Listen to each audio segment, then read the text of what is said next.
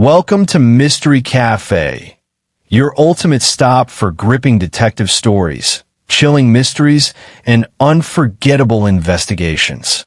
Here, every video serves a fresh dose of suspense, shocking twists, and cases that challenge your inner detective. From classic whodunits to modern crime stories, we bring the world of mystery straight to your screen, where every clue matters and no secret stays buried for long. Before we start unraveling today's mystery, we'd love to know, where are you watching from? Globe showing Europe, Africa. Drop your country, city, or stay in the comments, and let's see how far the Mystery Cafe family reaches. Magnifying glass tilted right. The Orchids of Blackwell Manor. Chapter 1. The visitor who wouldn't sit down. I've seen all kinds of visitors walk into Nero Wolfe's brownstone on West 35th Street, nervous clients, frantic ones, guilty ones, and a few who were simply irritating, but rarely did we get someone who refused to sit down when invited. That alone made Miss Lillian Blackwell my highlight of the morning. It was 10 minutes past 11, Wolfe's sacred orchid time, which meant he was upstairs fussing over those pampered blooms of his. I was at my desk catching up on reports that Wolfe would never read, but insisted I write when the doorbell rang. I opened it to see a woman in her early 30s, stylish in a dark emerald coat with a fur collar, her posture straight enough to pass a military inspection. "Is this Nero Wolfe's residence?" she asked, voice firm, educated but tense underneath. "That's what the door says," I replied. "You expected a circus tent?" She did not smile. "I need to speak with Mr. Wolfe at once." I gestured toward the red leather chair across from my desk. "Have a seat while I let him know someone is disturbing his horticultural meditation." She stepped inside, looked at the chair, then shook her head. "No, I prefer to stand." That was enough to make me take a better look. "You don't refuse that chair unless you're agitated, dangerous, or royal." She fit the first category. "Suit yourself," I said. "Name?" "Lillian Blackwell." The name tickled something in my memory. Blackwell as in Blackwell Manor, the estate up in Westchester County with more money than residents. I'd heard rumors about the Blackwell family over the years, nothing concrete, mostly gossip about land disputes, art collections, and a feud between siblings. New York aristocracy with an appetite for scandal. "What's your business with Wolfe?" Her jaw tightened. "My father is dead, and I need Mr. Wolfe to prove it wasn't an accident." That sentence practically dragged Wolfe downstairs by itself. My eyebrows went up. "When did this happen?" "This morning," she said. "At 5:30, I just came from the estate." "And you're sure it wasn't an accident?" "If I were sure," she snapped, "I wouldn't be here asking for help." People often come to us because they're desperate, but rarely do they come hours after a death. That meant she either had guts, or suspicion, or both, running at full speed. Wolfe, of course, chose that moment to emerge from the elevator, wearing his canary yellow silk robe, an expression of mild annoyance on his face. He stopped halfway across the office as his eyes landed on our guest. "Good heavens," he muttered. "A woman before noon." I cleared my throat. "Miss Lillian Blackwell, Mr. Wolfe. She refuses to sit." Wolfe grunted. "Madam, this office does not function properly unless visitors are seated." "I prefer to stand," she repeated. Wolfe's lips tightened. "Your preference is irrelevant. Sit." "That tone works on everyone except me." She sat. Wolfe lumbered to his chair behind his desk, settling into it like a king assuming his throne. He rested his fingertips together. "Now, your father." "Caleb Blackwell," she said. "He was found in his study this morning.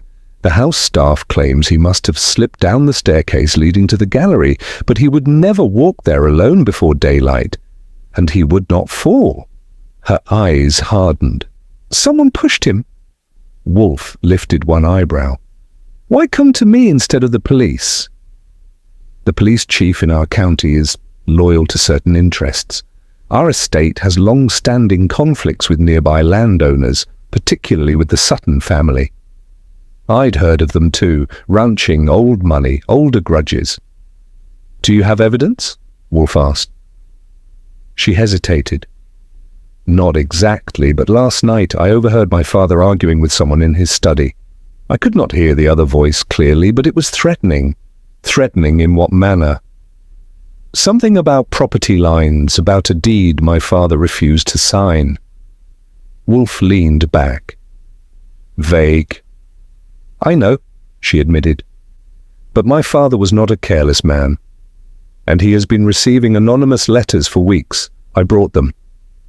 She opened her bag, withdrew 4 cream-colored envelopes, and set them on Wolfe's blotter.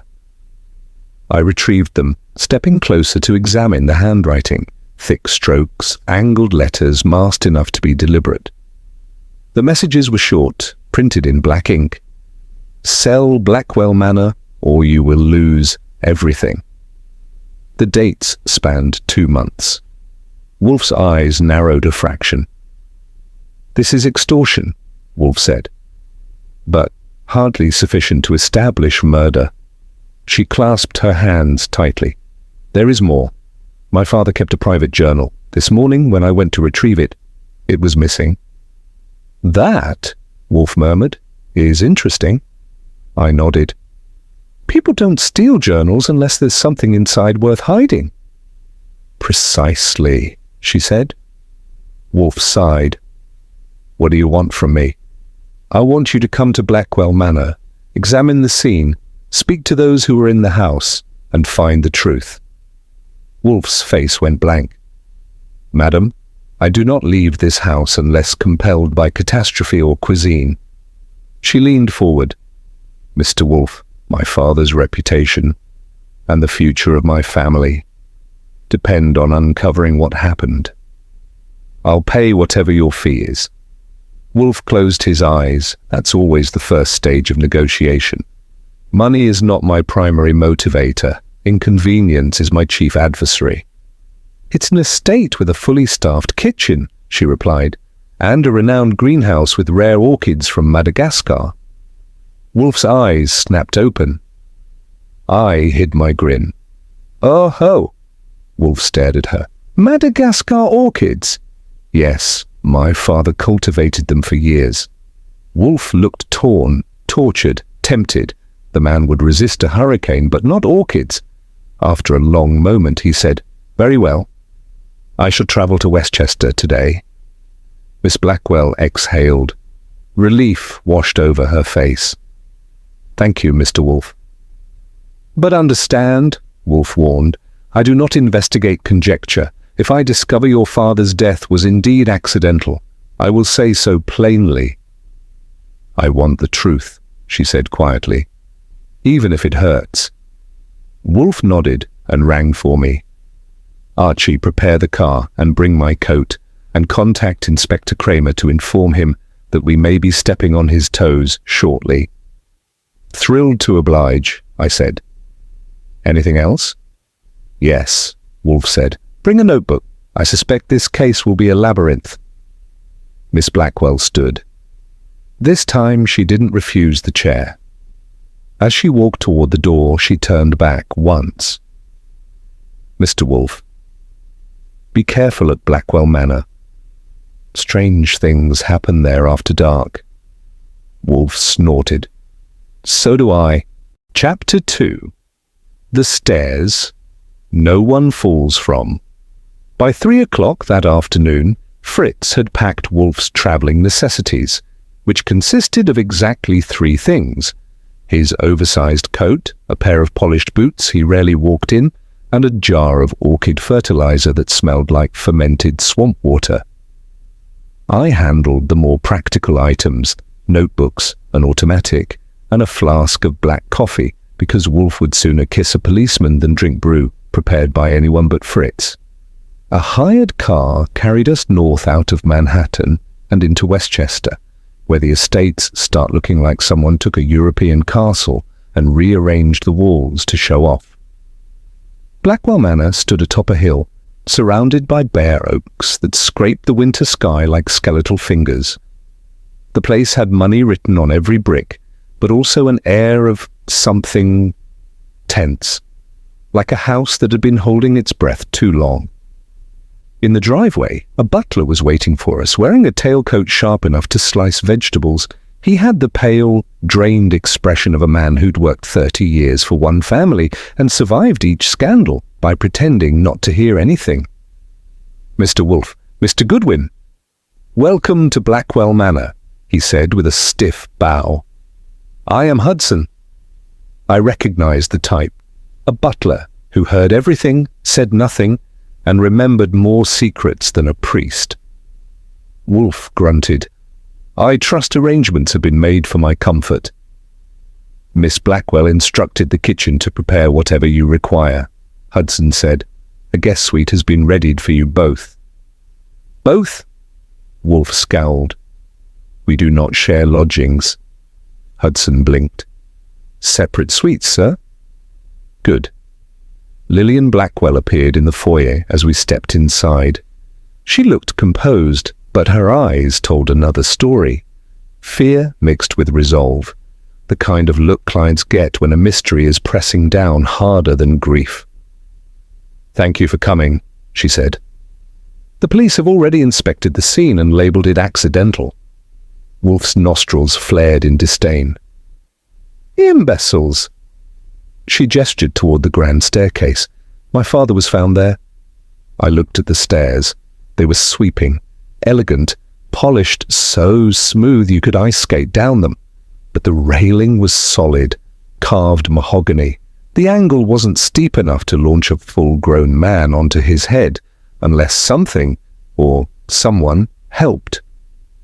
We followed her upward, though Wolfe took them as though each step cost him $1. At the top, she pointed to a corridor.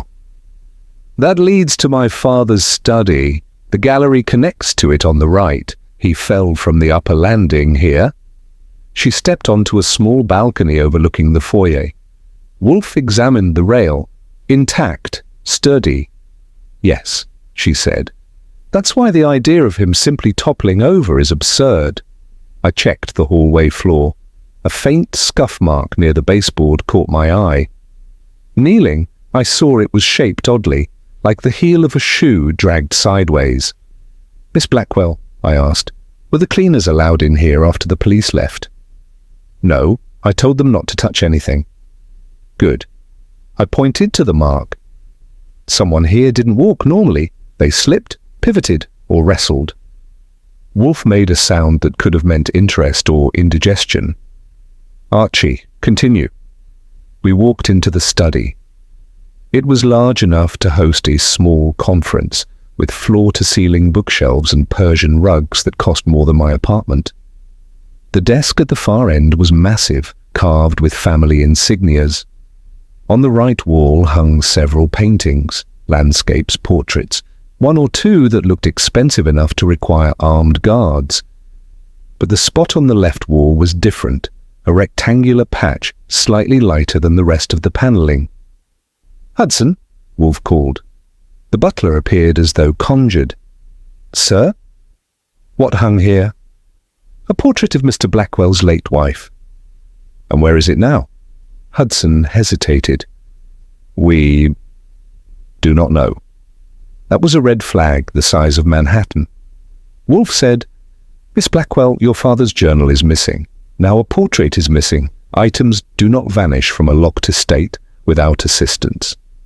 Her voice tightened. "My father trusted his household staff." "So did Caesar," Wolfe replied. "Fat lot of good it did him." I asked, "Who was in the house last night?" She listed them.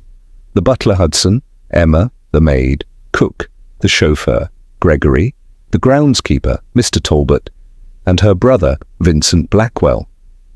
"Your brother lives here?" I asked. "Yes, he returned at midnight, so he claims." Her tone changed on that last word, not hostile, but careful. Brotherly relationships in rich families are rarely simple. Wolfe looked at her. "And where were you?" "In my room. Reading. I fell asleep around 11. Wolfe grunted. "Take us to the gallery."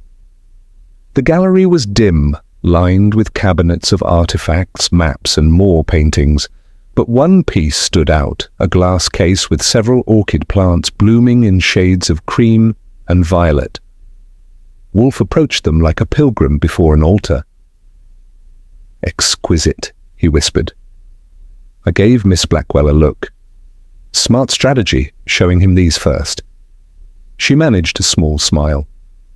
I needed him here. Wolfe leaned closer to examine the roots. Healthy, well-tended. Then he straightened abruptly, sniffing the air. "Archie, do you detect it?"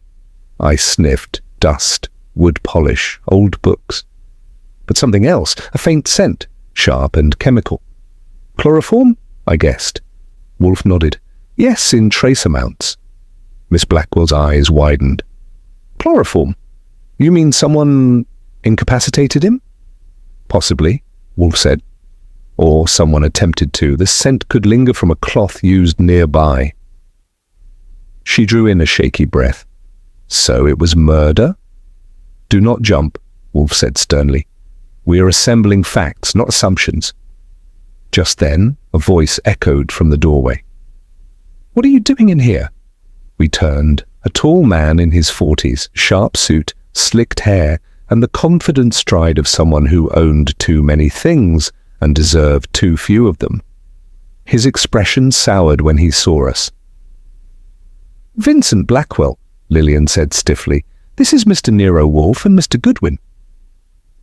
Vincent gave us the kind of smile that said he'd sell you a watch he'd just stolen from your wrist. "I wasn't informed we'd be entertaining detectives." "Private investigators," I corrected. He scoffed. "Same breed."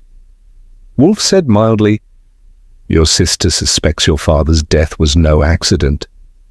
Vincent's eyes darkened. "Lillian sees ghosts everywhere." "She sees motive and opportunity," Wolfe countered. "Two things that interest me." Vincent bristled. "Are you implying—" "I am implying nothing," Wolfe said. "Yet." Vincent stepped closer to his sister, voice icy. "Lillian, this is unnecessary and insulting to the family." She held her ground. "Vincent, father didn't fall and you know it." For a moment his jaw worked like he was grinding marbles between his teeth. Then he turned on his heel. "This is a waste of time," he muttered. "You'll only stir up trouble." "Good," Wolfe murmured after he left. Trouble stirs back. Chapter 3. The maid who remembered too much. After Vincent Blackwell stormed off, Wolfe spent a full minute staring at the orchids as if they might confess. Then, without warning, he turned to me. "Archie, we will interview the staff, beginning with the maid." Miss Blackwell guided us down a back hallway to the service wing. The decor changed noticeably. Gone were the portraits and Persian rugs, replaced with plain carpeting and walls painted in respectable but uninspired beige. We stopped outside a small door. Miss Blackwell knocked. A few seconds later, Emma, the maid, opened it. She looked about 22, with a round face and nervous brown eyes. Her hands were trembling slightly as though she'd just run from something or to something. "Emma," Miss Blackwell said gently, "these gentlemen are here to help investigate father's death." Emma's eyes darted between us. "Investigate? But the police said—" "The police were premature," Wolfe said curtly. "May we come in?" She stepped aside with a hesitant nod. Her room was tidy, small, with a narrow bed, a writing desk, and a single window that overlooked the eastern gardens. Wolfe didn't sit. Chairs in servant quarters rarely met his standards, but he planted himself in the center of the room like a stone tower. "Emma," he began, "tell us about last night." She twisted her fingers. I wasn't anywhere near the study. I finished my duties around 10 and went straight to my room." That's not what I asked, Wolfe said. Tell us what you heard. Her mouth opened, then closed. Her eyes flicked toward Miss Blackwell, then back to Wolfe. She swallowed. I heard voices. Whose? Wolfe pressed. I'm not sure, she said quickly. Too quickly. Wolfe lifted a brow. Emma, lies are inefficient. Speak plainly. She wrung her hands harder. I heard Mr. Blackwell arguing with someone, a man. The voices were loud enough that I could hear them from my room. What time was this? I asked. Maybe around 11. It lasted a few minutes. And afterward? Wolfe asked. She hesitated. There was, a sound. What kind of sound? Wolfe asked. A thud. I exchanged a glance with Wolfe. A thud at 11. Caleb Blackwell supposedly died at dawn. That meant something happened long before he was found at the foot of the stairs. Why didn't you tell the police this? Wolfe asked. Emma's eyes filled with tears. Because Vincent told us not to. He said talking would only bring trouble to the family. He said the police already had their conclusion. I nodded. And you decided to obey? She lowered her head. Yes. Wolfe's expression darkened. You are protecting the wrong people. Emma's voice trembled. I just want to keep my job. My mother depends on my salary. Wolfe softened, slightly. We're not here to strip you of your livelihood, but you must tell us everything. She wiped her eyes. There's something else, something I saw this morning. Wolfe gestured. Proceed. When I went to dust the gallery shelves, Mr. Talbot, the groundskeeper, came inside from the terrace. He looked shaken. He was holding something in his coat pocket. When he noticed me watching, he hid it and said he was inspecting the orchids. Did he normally inspect orchids? I asked. She shook her head. Never. Wolfe rubbed his chin. Interesting. Did you see what he concealed? No, but the shape looked like a book. Lillian Blackwell inhaled sharply. My father's journal. Wolfe nodded once. A possibility. Before Emma could say more, a sharp knock hit the doorframe. Hudson stood there, stiff as a lamppost. Miss Blackwell, he said, your uncle has arrived. She blinked. Uncle? Yes, Mr. Henry Caldwell. Her expression shifted from surprise to concern. What is he doing here? He said he must speak to you immediately. Wolfe sighed. Families are rarely dull. We thanked Emma and stepped into the hallway. As we moved toward the main parlour, Wolfe muttered under his breath. The groundskeeper, the portrait, the journal, the thud, pieces of a pattern. Pattern of what? I asked. Of a man who did not die naturally, Wolfe said. But we must confirm which piece is counterfeit. When we reached the parlour, a tall, broad-shouldered man with a silver beard stood before the fireplace. He turned at our approach. His expression was stern, intelligent, and unmistakably irritated. Lillian, he said without greeting, what is this nonsense I hear about investigators poking around the manor? Lillian approached him cautiously. Uncle Henry, father didn't fall. Caldwell's jaw clenched. That is a dangerous accusation. It's the truth, she said. Or close to it? He eyed Wolfe with visible displeasure. And you are? Nero Wolfe, Wolfe replied. Caldwell scoffed. I've heard of you. Famous, expensive, and unbearably arrogant. Wolfe inclined his head. The middle point, sir, is debatable. Caldwell ignored me entirely, which was a mistake on his part. Lillian, he said, your father's estate is already under scrutiny because of the land feud with the Suttons. Stirring up scandal will damage the family name. Truth doesn't damage anything, she said, her voice firmer than before. Lies do. Caldwell's face darkened. Your brother is distressed enough without you fueling these fantasies. Wolfe interjected calmly. I assure you, Mr. Caldwell, that Miss Blackwell's suspicions are not fantasies. I have found indications inconsistent with accidental death. Caldwell looked at Wolfe sharply. What indications? That, Wolfe said, is none of your business. Caldwell took a threatening step forward. This is my family, sir. Everything is my business. Wolfe didn't flinch. Your family is in possession of a murderer. That makes it mine as well. The room went still. Caldwell's eyes burned with something dangerous, not fear exactly, but anger directed inward towards something he wasn't saying. Lillian stepped between them. Uncle, please, if you know anything at all, tell us. Caldwell exhaled sharply, pacing once before turning back. What I know is this. Caleb received an offer last week from the Sutton family to buy a portion of our land, an old agreement he refused. They didn't take it lightly. Wolfe nodded. Yes, we were informed. Caldwell's voice dropped. Caleb also mentioned receiving threats, but not from the Suttons. From whom? Wolfe asked. He hesitated. He didn't say, only that it was someone close enough to walk these halls without raising suspicion. Lillian's face drained of colour. A member of the household. Wolfe leaned back slightly. Mr. Caldwell, your candour is appreciated, but incomplete. You are withholding something. Caldwell stiffened. I've said all I intend to. Then your intentions are insufficient, Wolfe replied. Before Caldwell could respond, the sound of footsteps echoed through the hall.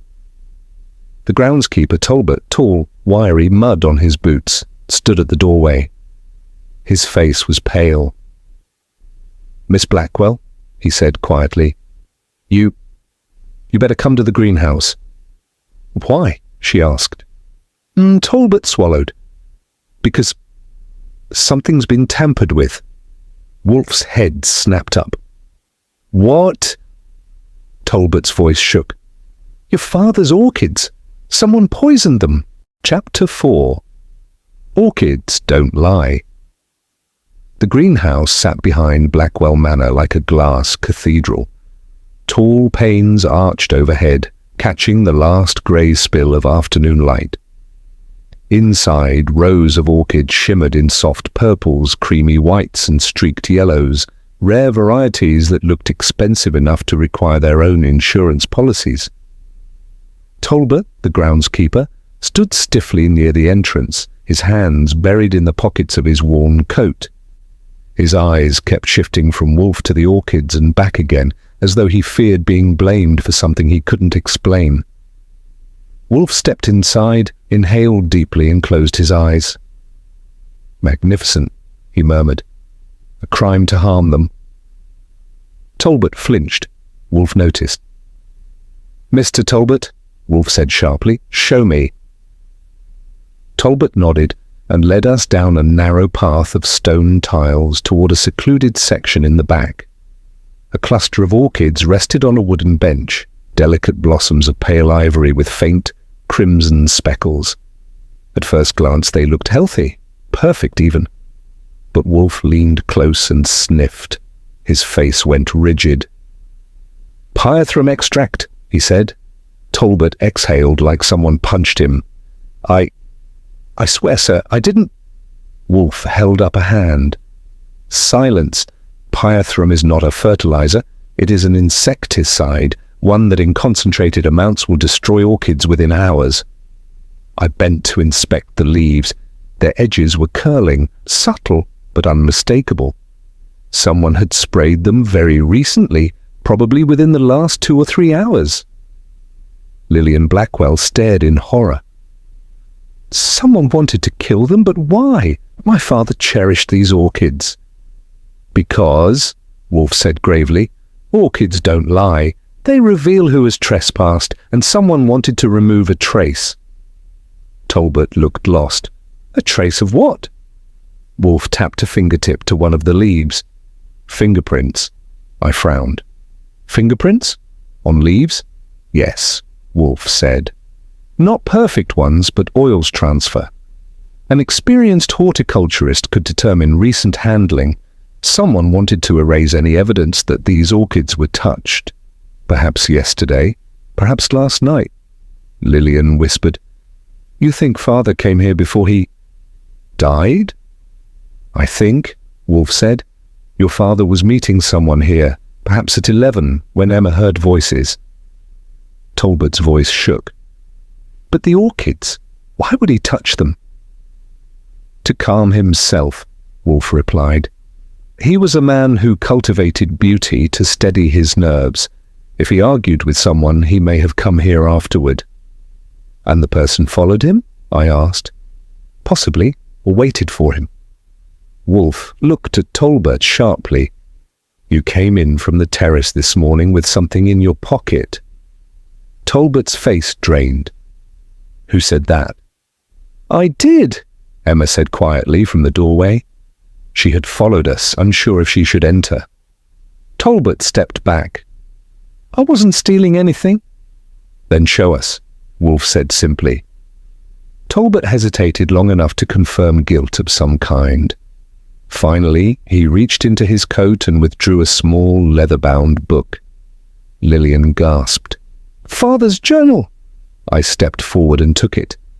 The cover was worn, the spine cracked from years of use. It was unquestionably personal. No man carried a journal like this unless it contained private matters. Talbot wrung his hands. I found it outside, near the terrace. I swear I didn't know what to do. Hudson told us to keep quiet about anything suspicious. Wolfe's eyes narrowed. Hudson told you not to speak? Talbot nodded vigorously. Said the family didn't need more trouble. Wolfe muttered something in Romanian that sounded like a curse involving turnips. Lillian clutched the journal to her chest. Why didn't you bring it to me? Miss, I was scared. If someone killed Mr. Blackwell and they saw me with this... I put a hand on his shoulder. Fear makes fools of us all, Talbot, but you did the right thing eventually. Wolfe reached out. Miss Blackwell, if you please. She reluctantly handed him the journal. Wolfe opened it carefully, flipping through the pages with a delicacy usually reserved for soufflés. His eyes skimmed line after line until he reached the final entry. Dated the night before Caleb Blackwell died. Wolfe read aloud. He insists again on the deed. I told him my answer remains no. The manor stays in the family. I suspect he grows desperate. Last warning was explicit. I fear he will force my hand. Silence hung thick. Lillian whispered, He? Who is he? Wolfe closed the journal. There are two possibilities, an outsider who wanted the land, or someone inside this house. Before anyone could respond, the sound of hurried footsteps approached. Vincent Blackwell stormed into the greenhouse, face red, jaw clenched. What the hell is going on here? He barked. Talbot, why are you dragging them into the greenhouse, and what are you all whispering about? Wolfe folded his arms. We are not whispering. We are investigating. Your father's journal has been found. Vincent froze. His eyes darted to Lillian, then to me, then to Talbot. Journal? What journal? The one you knew existed, Wolfe said. The one you did not want found. Vincent's nostrils flared. Are you accusing me? Not yet, Wolfe replied. But I am noting your reactions. Vincent's gaze flicked to Talbot. You idiot, I told you not to... Mr. Blackwell, Lillian snapped. Enough. Vincent clamped his mouth shut. Wolfe stepped forward. Mr. Vincent Blackwell, I advise candor. Your father was in danger. His journal confirms it. And you were one of the last people to see him alive. Vincent swallowed hard. I don't know anything about a journal. All I know is father was under immense stress. The Sutton deal. This entry, Wolfe interrupted, tapping the page, refers not to the Suttons, but to a single individual demanding a deed, someone persistent, someone who frightened him. Vincent's face hardened. He was paranoid. He always... A loud crack echoed above us. We all looked up. One of the overhead glass panes had fractured, a single, jagged line cutting across the surface like a lightning bolt. Then another sound followed, soft footsteps moving outside the greenhouse. I signaled Wolfe and moved toward the door. Lillian grabbed my arm. "Be careful." "Always," I said. I burst out into the cold air, scanning the gardens. Nothing but shadows. Then I saw it. Fresh footprints trailing away from the greenhouse into the woods, crisp in the thin layer of frost. Someone had been eavesdropping. Someone who didn't want the truth out. I called back into the greenhouse. "We've got company." Wolfe appeared in the doorway, face grim.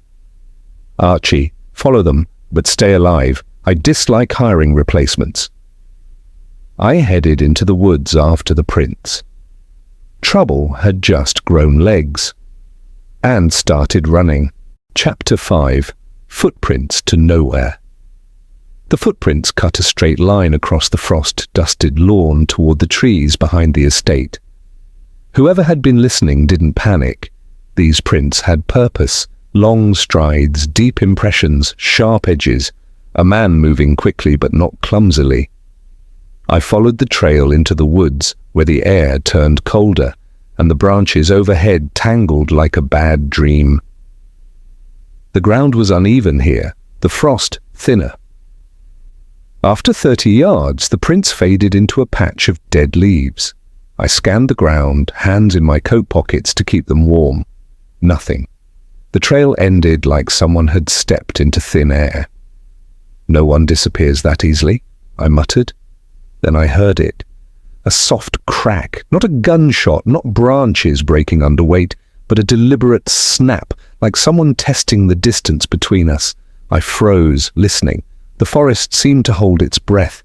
Wind whispered through the trees. The distant manor clock chimed 4, but beneath that, faint but real, came the sound of something moving. No, someone moving, slowly circling behind me. I turned sharply left. A shadow flitted behind a trunk. "Come out," I said calmly. "I'm not armed tonight unless you count my charming personality." No response. I stepped forward, moving between two tall pines. Something glinted near the base of the tree. Thin wire, nearly invisible in the fading light. A trap line. And if there's one thing I dislike more than cowardly eavesdroppers, it's traps set for people who don't like surprises. I crouched, following the wire with my eyes. It led to a small device tucked beneath roots. A noise distractor, something hunters use to lure animals. So the sound I heard wasn't a person circling me, it was bait. I straightened, slowly. "Smart," I said to the empty woods, "but you're not the only one who can think." Backtracking to the footprints, I searched outward in widening arcs. 10 feet to the right I saw faint parallel lines, marks of someone brushing a branch to erase signs of their passing. Clever. But the person forgot one thing. Moss bends when stepped on, and it takes hours to rise again. And the moss here was freshly flattened. I followed the faint line of bent moss until it led me to a split oak stump, and behind it, to a discarded object half buried in leaves. I picked it up. A glove, leather, size large. The inside smelled faintly of something chemical, chloroform, the same scent Wolfe had detected in the gallery. "Well, well," I murmured. "Running through the woods without a glove, were you?" Suddenly branches cracked farther ahead. Real movement this time, fast and unmasked. I sprinted toward the sound, but the figure, dark coat, hat pulled low, bolted through the underbrush with speed that belonged to either an athlete or a man running for his life. "Stop!" I yelled. He didn't. He veered downhill toward the creek at the edge of the estate. I followed, gaining ground. The man reached the bank, jumped across the narrow stream, landed poorly, stumbled, and in that half-second turned toward me. Just enough for me to see his face, strong jaw, angular cheekbones, narrow eyes.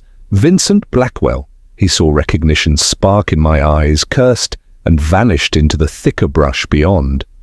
I didn't chase further, not because I couldn't. I could have tackled him before he reached the next clearing, but because Wolfe would want information, not bruises. And I had something better than a court suspect. I had proof Vincent was involved, and a glove soaked in chloroform. I walked back toward the manor, turning the glove over in my hand, thinking through possibilities. Vincent might have followed us to the greenhouse. He might have overheard Wolfe reading the journal entry aloud. He might have panicked. But panic alone doesn't explain chloroform, or poison on the orchids, or a missing portrait. By the time I reached the greenhouse again, Wolfe stood at the doorway, his face sharp as a carving knife. "You were gone far too long, Archie," he grumbled. "You could have been murdered." "Could have," I agreed, holding up the glove. "Instead, I brought you a present." Wolfe's eyes sharpened. "Give it here." Inside, Lillian and Talbot stared as Wolfe sniffed the glove, then pushed it back toward me like it offended him. "Chloroform," he said. "The same compound used to subdue your father?" Lillian gasped. "So it's true. He was attacked." "Undoubtedly," Wolfe said, "but the attacker may have been interrupted, resulting in an incomplete dose." "Which means he struggled," I added. "Which explains the scuff mark we found near the stairway." Wolfe nodded. "And the journal, the thief dropped it, fleeing the scene." Talbot looked shaken. Who does it belong to?" "Vincent," I said simply. Lillian staggered back. "No, Archie, that's impossible." Wolfe looked at me sharply. "Are you certain?" "I saw him," I said. "Running through the woods. He turned. I saw his face." The room fell silent. Lillian's expression twisted between disbelief and pain. "Vincent wouldn't hurt father. They argued, yes, but he loved him." "Love does not preclude murder," Wolfe replied, "especially when inheritance, land, or blackmail are involved." Lillian covered her mouth. "Oh, God!" Wolfe raised a hand. "Do not despair prematurely, Miss Blackwell. Your brother's guilt is not confirmed. Only his presence at the greenhouse and his possession of this glove." Talbot whispered, "So he was the one who poisoned the orchids?" "Perhaps," Wolfe said. "Or he merely sought to erase evidence." I asked, "What's our next step?" Wolfe closed his eyes for 3 seconds, his thinking ritual. "We must speak again with Hudson. His influence over the staff indicates more knowledge than he admits." A voice spoke from behind us. "I agree," Hudson said quietly. We turned. The butler stood in the greenhouse doorway, hands folded behind his back. His expression was calm. Too calm. Wolfe studied him. "You were listening?" "Yes," Hudson said. "And you have something to say?" Wolfe asked. Hudson nodded. "Mr. Wolfe, there is something you do not yet know. Something I should have told Miss Blackwell this morning." Lillian's eyes widened. "Hudson, what is it?" He stepped forward, lowered his voice, and said, "Your father met someone the night he died. Not in the study, not in the gallery, in this greenhouse." Wolfe's eyes flashed. Hudson continued, "And I saw who it was." Lillian held her breath. "Who?" Wolfe demanded. Hudson swallowed. "It was—" A gunshot cracked through the air from the doorway. Hudson jerked once, eyes wide. Then he collapsed at Wolfe's feet. Chapter 6. Silence in the Greenhouse. Hudson hit the ground with a heavy final thud, his limbs folding under him like a marionette whose strings had been cut. For a split second no one moved, not Lillian, not Talbot, not even Wolfe. The gunshot still rang in the glass walls of the greenhouse, echoing like a trapped cry. Then instinct kicked in. "Get down!" I barked, pushing Lillian and Talbot behind a steel planting table. Wolfe, immobile by nature, but not by fear, lowered himself behind a potting bench. I dove toward Hudson's body, not to save him. I knew from the blood welling through his shirt that he was beyond saving, but to check the angle. The bullet entered his upper back on the right side. The shooter hadn't been inside the greenhouse. They were outside. I lifted my head. A fogging of condensation clung to the nearest glass pane, except for one patch where the frost had been freshly wiped away by the recoil of a rifle barrel. "There!" I shouted. "South window!"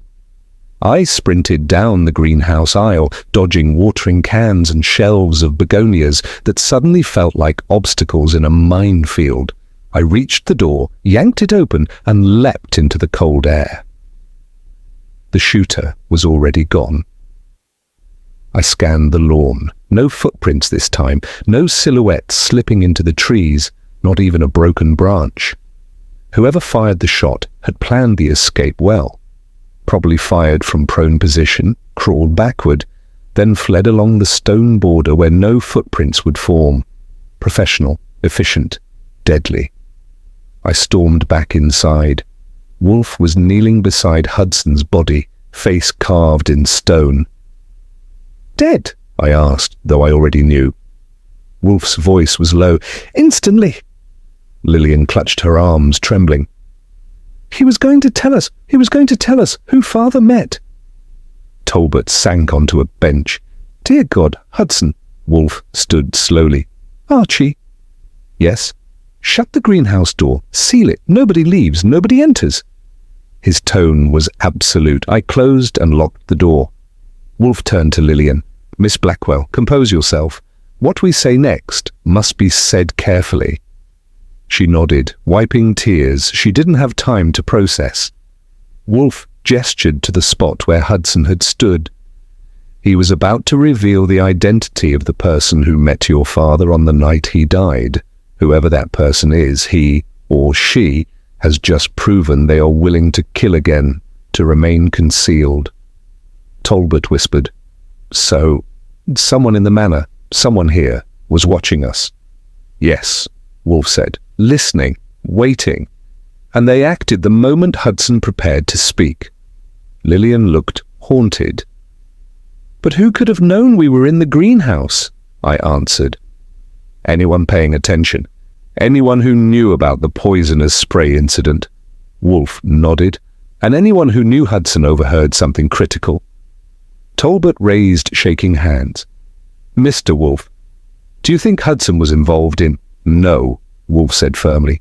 "Hudson was the one loose thread the killer needed to cut." I turned back to the body. "Wolfe, we need Kramer." "Yes," Wolfe said.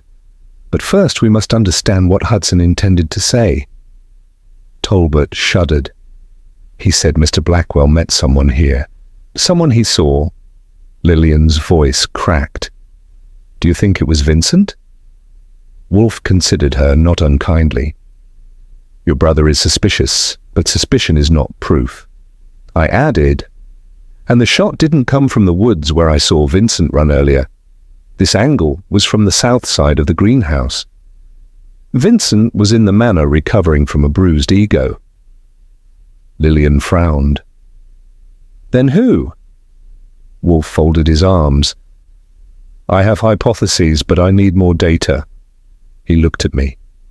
"Archie, examine Hudson's pockets." I knelt and began checking. Handkerchief, keys, a folded note, a small silver whistle, and a tiny metal badge no bigger than a coin.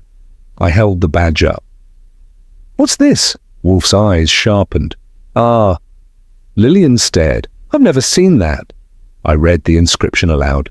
"Private Security Association, guest member." Talbot blinked. "Security? Hudson was a butler." "Hudson," Wolfe said, "was more than he appeared." I unfolded the note. It was written in hurried, scratchy handwriting. "Meet me in the greenhouse at midnight. Important." "CB." "CB," I said. "Caleb Blackwell." Lillian pressed a hand to her mouth. "Father asked Hudson to meet him the same night he died." Wolfe nodded. "Which means Hudson was the last person to see him alive, other than the killer." Talbot crossed himself. "So Hudson wasn't lying. He really did know something. And someone," Wolfe said, "wanted him silent." I checked the rest of Hudson's pockets. Nothing else incriminating. Then Wolfe walked to the poisoned orchid bench, studying the plants with eyes that missed nothing. After a moment, he pointed at a small fold of cloth lying near the pots. Nearly invisible. "What's that?" I asked. "Handkerchief," Wolfe said. I picked it up with a cloth. It was men's linen, monogrammed, the initials H.C. I stared. "Henry Caldwell," Lillian staggered. "My uncle." Talbot turned pale. "But Mr. Caldwell loved Mr. Blackwell. They worked together for years." Wolfe took the handkerchief from me, examining it like a relic. Love is an imprecise term, especially concerning land, inheritance, and secret negotiations. Lillian shook her head. "No, Uncle Henry couldn't—" "Miss Blackwell," Wolfe said gently. "Someone fired a rifle moments ago. Someone who knew when, where, and why Hudson would speak. Someone familiar with the greenhouse layout." "And someone," I added, "who had a reason to erase evidence from your father's orchids." Lillian's knees buckled slightly. She leaned on a table. "Uncle Henry was at the manor today. He argued with Vincent this morning. I heard shouting." Wolfe nodded. "Arguments are pathways to motive." Talbot whispered, "So, your uncle killed Hudson?" Wolfe said nothing. At that moment, someone pounded on the greenhouse door. I spun around. A voice shouted, "Open up! Police!" Wolfe groaned. "Inspector Kramer, always mistimed." I unlocked the door. Kramer barged in with 2 officers. His eyes hit Hudson's body at once. "Goodwin, damn it!" Kramer roared. "Can't I leave you alone for 5 minutes without collecting corpses?" "Nice to see you too, Inspector," I said. Kramer jabbed a finger at Wolfe. "Start talking, now." Wolfe didn't blink. "Inspector, a killer is loose on these grounds, a killer who has struck twice. If you wish to catch him, you will listen, without interruptions." Kramer scowled. "Fine. Speak." Wolfe looked around the greenhouse, eyes narrowing with deliberate focus. "The murders of Caleb Blackwell and Hudson," Wolfe said, "are connected not by opportunity or revenge, but by one thing." He lifted the handkerchief. "This." Kramer frowned. "A cloth?" "A signature," Wolfe said. "And the killer," he continued, "is someone close enough to this family to walk these halls unseen." He turned to all of us. "And I now know who it is." Everyone froze. Kramer barked, "Who?" Wolfe answered, "We will gather all suspects in the study tonight." Chapter 7. Gathering the Wolves. The study at Blackwell Manor looked different at night. Shadows pooled in the corners like ink. The fireplace cast long, uneven streaks of light across the walls, and the smell of aged leather and wood polish lingered like a half-forgotten memory. The perfect stage for a reckoning. Wolfe chose the head of the room, seated in the same armchair Caleb Blackwell had once used, an intentional choice if ever there was one. It positioned Wolfe like a judge in an old courtroom, and it reminded every person there what fate had befallen the previous occupant. Lillian stood near the fireplace, arms folded, trying to appear composed but failing at the edges. Vincent hovered by the drinks cabinet, pouring himself whiskey for the 3rd time in 20 minutes. He wasn't shaking, but his eyes betrayed unease. Talbot sat stiffly on a small bench, hat in hand, though someone had already told him to keep it on. The man looked hollowed out by shock. Henry Caldwell paced. Of all of them, Lillian's uncle was the only one unable to keep still. His steps were sharp, agitated, slicing the carpet with a rhythm that revealed more than words ever could. He looked like a man trying to stomp out guilt with every footfall. Kramer and his 2 officers stood against the wall, impatience radiating off them like heat from a furnace. I leaned beside Wolfe's chair, notebook ready, eyes on every face. Wolfe closed the study doors himself, symbolically because he hated standing, but the act showed how serious this was. When he returned to his chair, he let out a groaning sigh, adjusted himself, and finally spoke. "This manor," Wolfe began, "is a nest of grievances, old land disputes, family resentments, financial pressures, loyalty misplaced, loyalty corrupted, all of which culminated in the death of Caleb Blackwell." Henry snapped. "We don't need theatrics, Wolfe. Get to the point." Wolfe raised a finger. "Mr. Caldwell, I will arrive at the point precisely when necessary, not a second sooner." Kramer cleared his throat. "Wolfe, let's cut the fat. Who killed Blackwell?" "Patience, Inspector," Wolfe said. "First, we must establish the sequence." He gestured toward the hallway outside the study. 11 o'clock last night. Caleb Blackwell argued with someone here in this room. Emma heard raised voices. Minutes later, a heavy thud echoed, likely Caleb being subdued. Lillian closed her eyes briefly. Wolfe continued. Caleb was then brought, perhaps carried, to the stairs near the gallery. The killer needed to stage a fall, but first, Caleb must have been dragged or supported, leaving the scuff Archie saw by the baseboard. Vincent swallowed hard. "Caleb was not dead yet," Wolfe said. "Chloroform, if used improperly, only incapacitates. An incomplete dose means consciousness can return." I added, "And the killer panicked. The plan wasn't clean." "Exactly," Wolfe said. "Now we know Caleb met someone in the greenhouse earlier that night." Hudson's folded note lay on Wolfe's desk. And Hudson was instructed to meet Caleb there at midnight. Lillian whispered. "Father trusted him." "Yes," Wolfe said, "which means Hudson was not the attacker. But he saw something that night. Something or someone near the greenhouse." Talbot rubbed his temple. "He didn't say what." "He tried," Wolfe replied sharply. "And died for the attempt." Everyone fell silent. Then Wolfe shifted his gaze to me. "Archie, the glove." I held it up. "This glove was dropped in the woods after someone fled the greenhouse. It contains traces of chloroform, and someone here ran through those woods." Vincent tensed. "You're looking at me." "Yes," Wolfe said, "because I saw you running earlier. You fled when Archie shouted. You tried to observe us unseen, but that does not make you the murderer." Vincent blinked. "What?" Lillian turned toward him, stunned. I added, "Seeing you run only proves you're suspicious, not a killer." Kramer grunted. "Then why bring it up?" "To eliminate him properly," Wolfe replied. "Vincent's run was foolish, not murderous. The man lacks both subtlety and planning ability. His panic in the woods proves he is not the architect of this crime." Vincent let out a breath he didn't know he was holding. Wolfe continued, "Now the orchids. They were poisoned today, intentionally. Someone wanted to destroy evidence of fingerprints left last night." His gaze fell on Henry Caldwell. Henry stopped pacing. "Mr. Caldwell," Wolfe said, "your handkerchief was found among the orchids, monogrammed." Henry's jaw tightened. "That proves nothing. Anyone could have stolen it."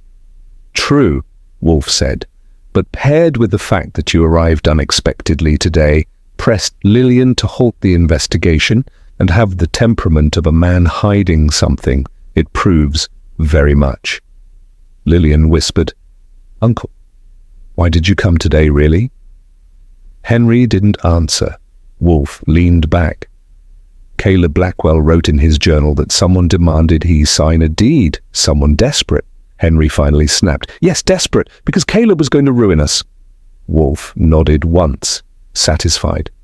"Ah," Kramer stepped forward. "Caldwell, are you saying—" "Be quiet, Inspector," Wolfe said. Kramer sputtered. I said be quiet." Henry's chest rose and fell rapidly. "Caleb wanted to retract the land agreements our families made years ago. He said the Sutton feud was too big a risk. If he withdrew, our business would be destroyed. Everything I built, gone." He rubbed his face, shaking. I confronted him. Yes, I demanded he reconsider. And he refused, Wolfe said. Henry's voice cracked like broken ice. I didn't kill him, but I did meet him in the greenhouse. He was agitated, said he felt threatened by someone on the property, someone he couldn't identify. Wolfe's eyes narrowed. You're lying? Henry stiffened. How dare? You're lying because a man willing to poison orchids and silence Hudson isn't protecting a business deal. He's protecting himself. Henry's gaze flicked to the door. A mistake. Kramer, Wolfe said calmly, place Mr. Caldwell under guard. Do not arrest him yet. He is not the killer. Caldwell reeled. Not the... Are you insane? No, Wolfe said, merely observant. Kramer gaped. Then who the hell is the killer? Wolfe turned his head slowly, his eyes moving, to the one person who hadn't spoken more than a handful of words the entire evening. Talbot. The groundskeeper froze, his face draining to paper white. Wolfe spoke softly, almost sadly. As I said before, orchids don't lie. Lillian stiffened. Vincent swore under his breath. Caldwell stared, stunned. Talbot's lips trembled. What are you talking about? Wolfe pointed at Talbot's boots. The mud. Talbot looked down, confused. Wolfe continued. The frost outside is thin. Anyone stepping through the yard today would have muddy soles, not dry ones. Everyone in this room has that, except you. Talbot's eyes widened. Wolfe went on, voice tightening. You didn't walk outside during the shooting because you never left the greenhouse area. You shot Hudson from the south side, and you didn't flee through the woods. You approached from the gardener's shed, where you store chloroform for pests. Talbot began to shake. And, Wolfe finished, you poisoned the orchids. Only the groundskeeper would know where the chemical sprays are kept. Silence fell like a hammer. Kramer reached for his cuffs. Talbot backed up, voice cracking. No, this is wrong. I only... Enough, Wolfe said firmly. Save your confession for Inspector Kramer. Talbot's eyes darted wildly for an exit. There was none. He was cornered. Chapter 8. The Gardener's Secret. Talbot's back hit the wall with a dull thud. His breath came in harsh bursts, hands trembling, eyes wide with something between fear and fury. Kramer stepped forward, cuffs in hand, ready to pounce. Don't move, the inspector growled. You're done. Talbot's voice cracked. No, please, you don't understand. I didn't want any of this. Wolfe pressed his palms to the armrests of Caleb Blackwell's chair and rose, slowly, painfully, but with the authority of a judge delivering a verdict. Mr. Talbot, he said, you will explain yourself clearly. If you wish for clemency, and I offer no guarantee, you must tell the truth, all of it. Talbot swallowed, shoulders sagging. If I talk, it won't matter. I'm finished either way. But the truth, Wolfe said, endures longer than fear. Talbot stared at the carpet for a long moment. Then the dam broke.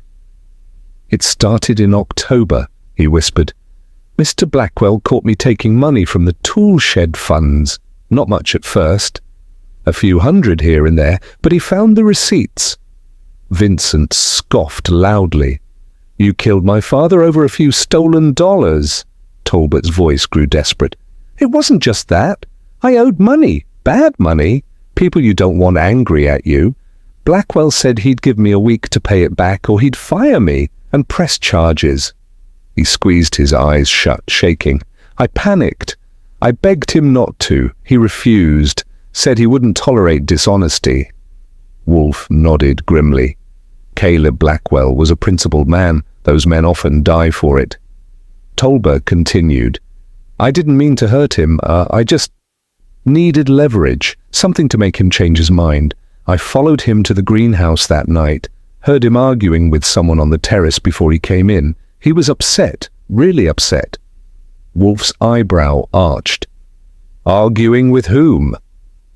Talbot hesitated. With Mr. Caldwell. Henry Caldwell stiffened, face flushing. "That's a lie." Wolfe silenced him with a raised hand. "He already admitted to meeting Caleb privately, Mr. Caldwell. Spare us the indignation." Talbot went on. "When Blackwell walked into the greenhouse alone, I stepped out of the shadows. Just wanted to talk, to reason with him, but he snapped, said he'd fire me in the morning." Kramer folded his arms. "So you snapped back?" Talbot's chin trembled. "I grabbed the chloroform cloth I used for pests, just to get him to calm down. I didn't think... I pressed it too long. He went limp. I tried to wake him. He wouldn't get up." The room went deathly still. Talbot looked up, eyes hollow. "I didn't mean to kill him, I swear. I just wanted him scared enough to give me more time." Wolfe's voice was low. "What happened next?" Talbot wiped his face with a shaking hand. "I dragged him toward the gallery, trying to make it look like a fall. But he was heavy. I panicked. I got him to the stairs, shoved him, and he tumbled halfway before stopping. I pushed again, just a little, to make it look real." Vincent covered his mouth in horror. Lillian stared at the floor, tears slipping silently down her cheeks. Talbot continued, unable to stop now. "Then I heard someone coming. I ran back to the greenhouse. That's when Hudson saw me. He must have suspected something. This morning, he confronted me and said he'd tell the police if I didn't come clean." "And so," Wolfe said softly, "you silenced him. Permanently." Talbot nodded miserably. "I waited until you all were in the greenhouse, took the rifle from the shed. When Hudson was about to speak, I fired." Lillian recoiled as though struck. Henry Caldwell whispered harshly, "And the orchids?" Talbot winced. "I touched Mr. Blackwell's favorite ones while trying to steady myself. I thought, maybe you'd find fingerprints or something, so I used pesticide to kill them. Stupid. Everything I did after that was stupid." Wolfe sank back into the chair, exhausted by the weight of Talbot's confession. Murder rarely inspires brilliance. Kramer finally stepped forward, snapping the cuffs onto Talbot's wrists.